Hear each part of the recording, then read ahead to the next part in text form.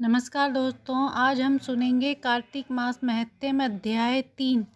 तो चलिए शुरू करते हैं। देव ऋषि नारद जी के मन में यह बात आई कि सर्वश्रेष्ठ व्रत कौन सा है। उन्होंने ब्रह्मा जी से पूछा। ब्रह्मा जी ने उत्तर देते हुए कहा, हे पुत्र, परम गोपनीय व्रत के बारे में बताता हूँ जो सुख सौभाग्य अटल सुहाग देने वाला है। पापनाशक इस व्रत को करने से सौभाग्यशाली स्त्रियों का सुहाग परम रहता है, इसलिए यह व्रत स्त्रियों को अवश्य करना चाहिए। श्री ब्रह्मा जी के मुख से यह बात सुनकर इस व्रत के विधि विधान को जानने की इच्छा हुई।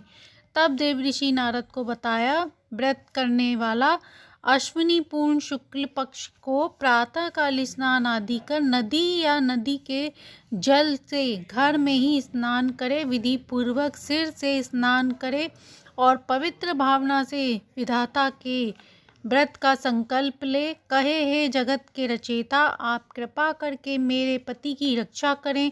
उसके बाद सूर्य देव को प्रणाम करें, सुंदर व्रत धारण करें, दिन में भोजन कदापि न करें, निराहार रहकर व्रत करें। उस दिन को कोजागरी पूर्णिमा भी कहते हैं। इसकी विधि के बारे में बताते हुए ब्रह्मा जी ने कहा, सायंकाल में श्री विष्णु जी को कच्चे दूध से अभिषेक करें। प्रतिमा अपनी सामर्थ्य के अनुसार सोने, चांदी, मिट्टी की ले सकते हैं। उन्हें पीले या लाल वस्त्र पहनाएं, चांदी के पात्र में दूध रखें, फिर प्रार्थना करें, हे प्रभु, मेरी संपत्ति में वृद्धि करें, मेरे पति की रक्षा करें, मेरे पति को दीर्घायु करें, उन्हें धन संपत्ति प्रदान करें। इसके बाद ब्राह्मणों को भोजन कराकर तारों को देखकर स्वयं भोजन करें। यह अश्विनी पूर्णमासी को किया जाने वाला व्रत रहता है। भगवान जब तब से जितने प्रसन्न नहीं होते जितने कि इस व्रत करने से होते हैं। इस दिन कपूर से आरती करने पर कई गाय के दान का पुण्य मिलता है। उनके कुल बैकुंठ में वास करते हैं। जो केसर कस्तूरी अर्पण करता है वह भी बैकुंठ को प्राप्त होता है। उसे कपड़ों की लड़ियों के बराबर बैकुंठ में वास मिलता है। जो गहने दान करती है उसे ब्रह्मलोक की प्राप्ति होती है। जो स्त्री हृदय में श्री हरि विष्णु का ध्यान करती है, नाम लेती है, वह सदैव सौभाग्यवती रहती है, पतिव्रता बनी रहती है।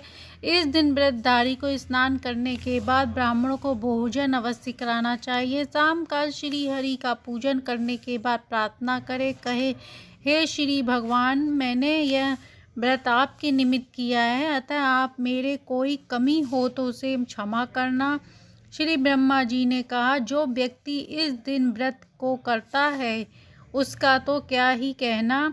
यदि कोई इस व्रत की कथा पूजा भी करता है तो उसे अश्वमेध यज्ञ के बराबर पुण्य प्राप्त होता है। इसके बाद ब्रह्मा जी कुछ क्षण के लिए मौन हो गए। जो भी अध्याय सुनता या सुनाता है उस पर विष्णु भगवान की विशेष कृपा प्राप्त होती है। तो इस प्रकार कार्तिक मास महत्म अध्याय 3 समाप्त हुआ। कहानी अच्छी लगी हो तो लाइक एंड सब्सक्राइब करें।